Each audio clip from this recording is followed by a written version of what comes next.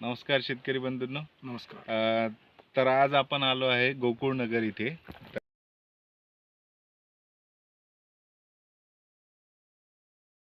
आपली आज तूर लागवड बेडवर केली आहे, सोबत ड्रिपवर लागवड केली आहे आणि इथं खूप छान प्रकारे त्यांनी असं बेडवर 3 ते 4 फुटाचा बेड करून त्याच्यावर आधी यांनी पपई लागवड केली होती. पण पपई लागवड व्यवस्थित न झाल्यामुळं त्या पपई काढून त्यांनी या बेडवर तुरीची लागवड केली आहे. तर अतिशय उत्कृष्ट असं तूर झाली आहे त्यांना आणि शेंगा पण खूप चांगल्या प्रकारे लाग आहे आणि त्यांना जवळपास एका शेंगाला जवळपास 5 ते 6 दाण्याची तूर आहे.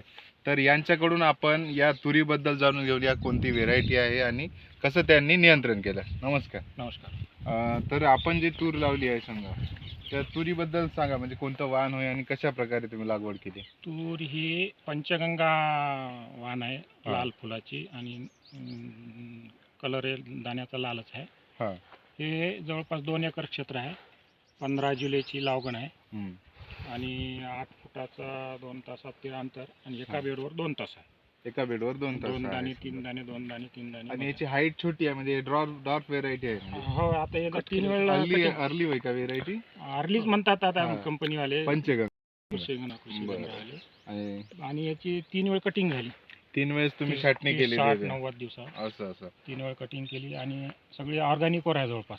हा, ते ऑर्गॅनिक मध्ये आता तुम्ही जशी लागवड केली तेव्हा लागवडीपासून तर आतापर्यंत तुम्ही याला काय काय हे दिलं याला आहे? स्टार्टिंगला पहिली बीज प्रक्रिया केली ट्रायकोडर्माची. हा.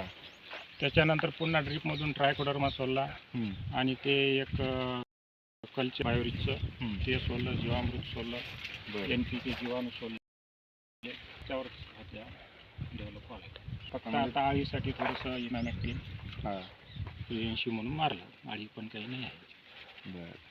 तर शेतकरी बंधूंना आपण बघू शकता की यांनी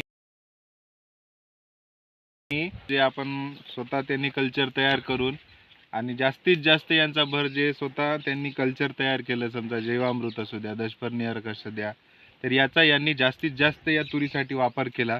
त्याच्यामुळं एक ऑर्गॅनिक पद्धतीची शेती त्यांनी इथं चालू केली आहे. शेतीमध्ये त्यांनी ऑर्गॅनिक पद्धतीचेच केमिकल त्यांनी वापरले आणि कोणतंही केमिकल त्यांनी फवारलं नाही. तर अळीसाठी सुद्धा तुम्ही केमिकल कोणतं वापरलं? फक्त इमामॅक्टिन एक फवारणी केली. फक्त एक इमामॅक्टिन. नव्हती, पण चला म्हटलं, एक पहिली जुनी भीती राहते. एक रासायनिक कीटकनाशक म्हणून त्यांनी फक्त एक इमामॅक्टिनचा स्प्रे घेतलेला आहे. तर अतिशय उत्कृष्ट असं यांनी तुरीचं व्यवस्थापन केलं आहे.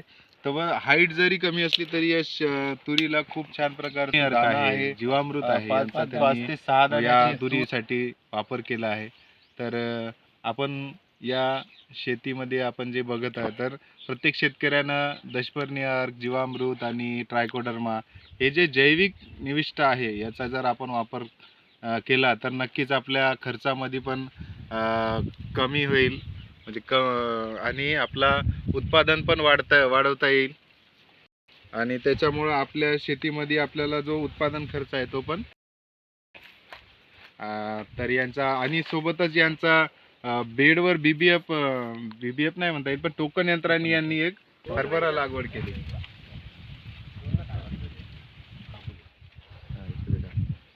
तर अशा प्रकारे आपण यांच्या प्लॉटला भेट दिली आणि यांच्याकडून तुरीबद्दल जैविक पद्धतीने यांनी तूर एक नैसर्गिकरित्या त्यांनी हे वापरून त्यांनी तयार केलेली आहे, त्यांनी लागवड केली.